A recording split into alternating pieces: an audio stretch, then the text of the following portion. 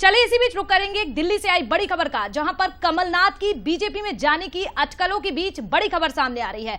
BJP Kamal Nath को लेकर सिंधिया से भी अब चर्चा कर सकते हैं, तो लगातार आप तक अपडेट पहुंचा रहे हैं। और इसी बीच ये बड़ी खबर सामने आ रही है कि बीजेपी कमलनाथ को लेकर, यानी कि आप यहां पर समझिए कि कमलनाथ जिस तरह से पार्टी ज्वाइन करने की बात कही जा रही है, लेकिन यहां पर बीजेपी इसको लेकर सिंधिया से चर्चा कर सकते हैं और पूरे मसले पर सिंधिया की प्रतिक्रिया भी ले सकती है बीजेपी। तो सियासत में कमलनाथ और सिंधिया के तक रहे हैं संबंध। आपको बता दें, इनके जो संबंध है बहुत पहले अच्छे रहे थे, लेकिन अब पार्टी जिस तरह से तितर बितर हुई, सिंधिया का अचानक से बीजेपी को ज्वाइन कर लेना। लेकिन अब सवाल यह है कि अगर कमलनाथ इस तरह से आ रहे हैं तो पार्टी बीजेपी किस तरह से यहां पर सिंधिया की प्रतिक्रिया लेना चाहेगी। शरद जी, मैं आपसे समझना चाहूंगी, अगर बिल्कुल साक्षी, राजनीति में और जीवन में भी जो लोग ये समझते हैं कि हमेशा रार और तकरार बनी रहनी चाहिए, बड़े दुखी रहते हैं जीवन में।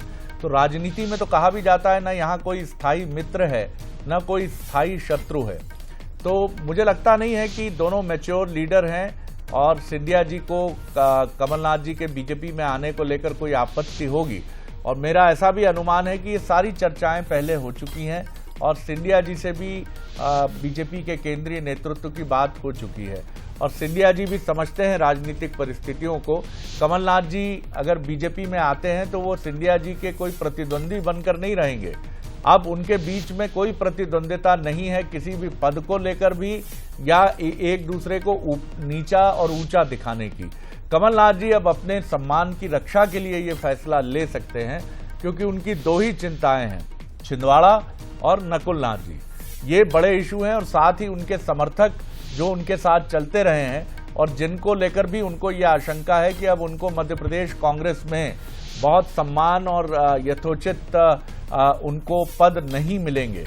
तो ये एक सोची समझी रणनीति है कमलनाथ जी की और सिंधिया जी के साथ मुझे लगता है कि कोई बहुत बड़ा विषय नहीं बनेगा। साक्षी जी, और बिल्कुल यहां पर सिंधिया जब कांग्रेस को छोड़कर कमलनाथ बीजेपी में शामिल हुए थे, तब बंसल न्यूज पर सिंधिया ने कहा था कि कांग्रेस में कई ऐसे नेता हैं जो दिमाग की बेखुमार राजनीति करते हैं। और बंसल न्यूज से क्या कुछ बोले थे, आपको एक बार वो भी सुनवाते हैं, सुनिए आप।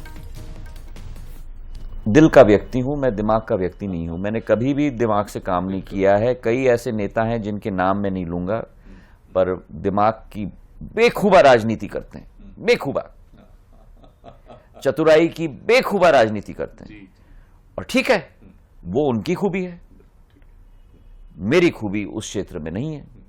और आप कहो कि एक तरीके से अगर थोड़ा गलत शब्द भी मैं इस्तेमाल करूं तो मैं उस क्षेत्र में बेवकूफ हूं, पर मैं खुश हूं कि उस क्षेत्र में मैं बेवकूफ हूं, क्योंकि मैं दिल से काम करता हूं।